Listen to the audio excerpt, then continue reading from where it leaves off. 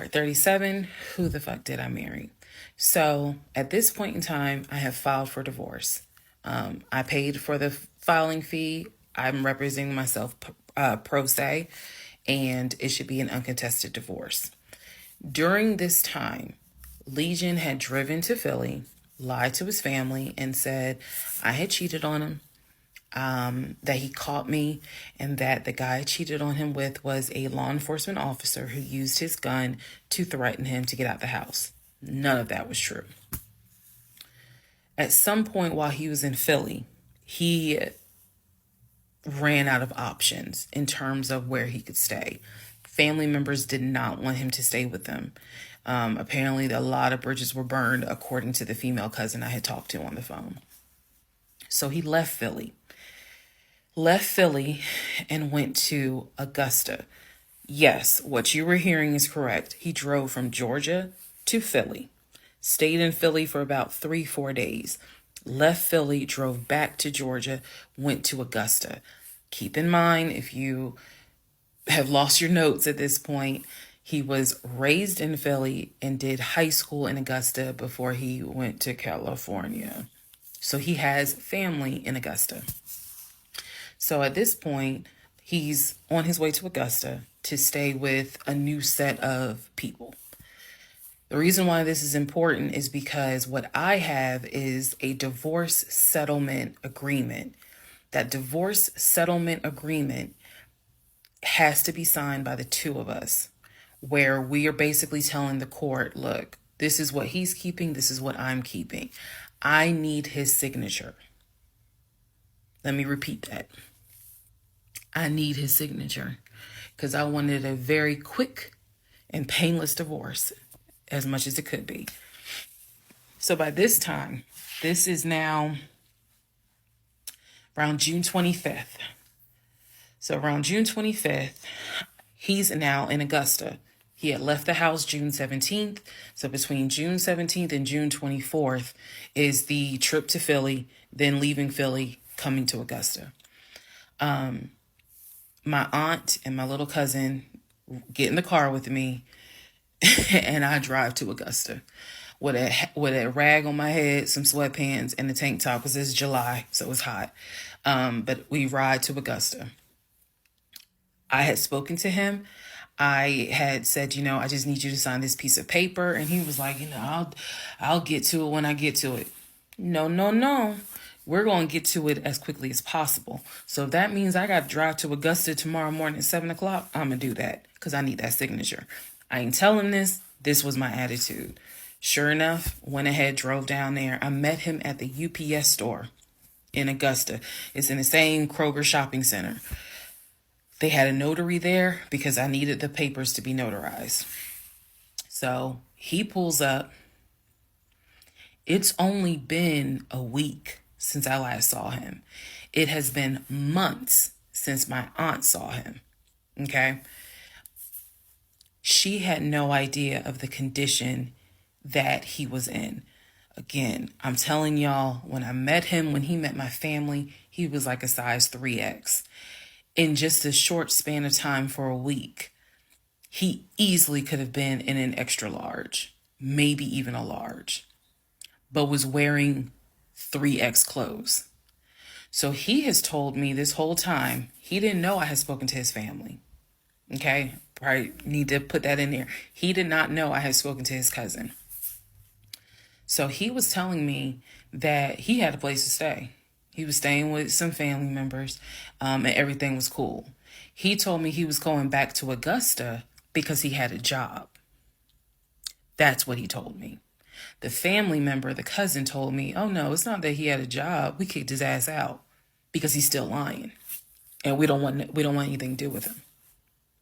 So when I saw him get out the car, I immediately knew, you probably have not washed in 3 days. I'm not overreacting. His nails had not been cut, so his nails were a bit long. He smelled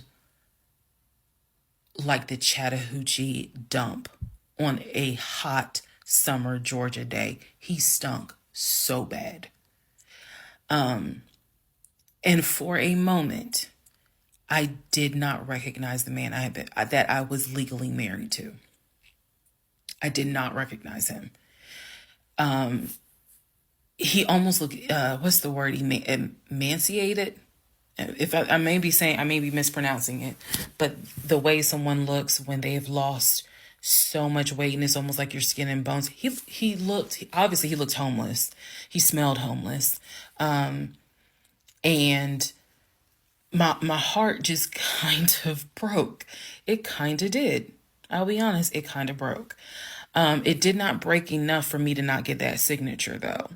So when he walked into the UPS store, you clearly could see that some of the people were like, let me get away from him. Me, I just was like, okay, so I just need you to sign right here, and I just need you to sign right there. Okay, and then a woman named Lauren came over and notarized the papers, and then we were done because he signed the divorce agreement. He didn't even read it. Reason why I'm pointing that out is because he didn't read the part where what's left in the house now belongs to me. Where he took technically what he was going to take. Everything else in that home belongs to me. Remember, I told y'all he had left all his Invicta watches.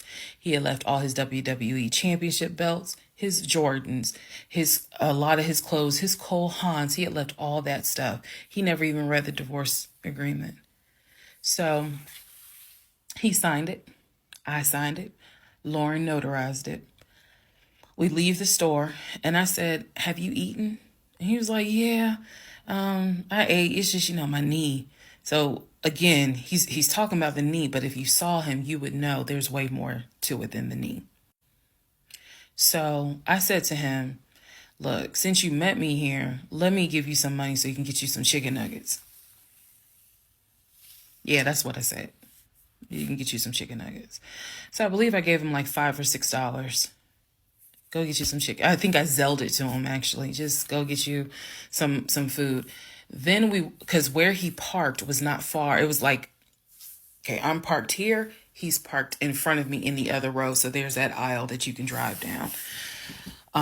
So I walked him to the car and I saw the condition of the inside of the car. And that's when I knew he's been living in his car. He's been living in his car. So clearly, I no longer had a question of, so where's this offshore account? Where's the U.S. bank savings account? Where's the checking account? Didn't have that question anymore. Because if you had money, you wouldn't be living in your car. You would not be in the same clothes that you were in when you left my house on June 17th. And this is now June 25th. So he was like, "I'm going to be all right. I'm about to start a new job. I'm going to be cool.